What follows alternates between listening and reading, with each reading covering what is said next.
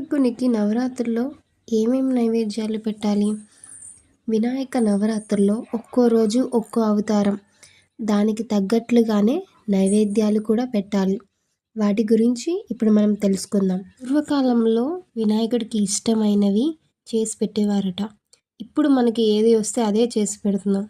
వినాయకుడికి ఇష్టమైన ప్రసాదాలేంటో, అప్పట్లో ఆయన ఏం తినేవాడో ఇప్పుడు మనం మొదటి రోజు వరసిద్ధి వినాయకుడు ఉండ్రాళ్ళు, రెండవ రోజు వికట కవి వినాయకుడు అటుకులు, మూడవ రోజు లంబోదర వినాయకుడు పేలాలు, నాలుగవ రోజు గజానన వినాయకుడు చెరుకు గడలు, ఐదవ రోజు మహోదర వినాయకుడు కొబ్బరి కురిడి, ఆరవ రోజు ఏకదంత వినాయకుడు నువ్వులతో చేసిన పదార్థాలు, ఏడవ రోజు వక్రతుండ వినాయకుడు అరటి లేదా ఇతర పళ్ళు, ఇక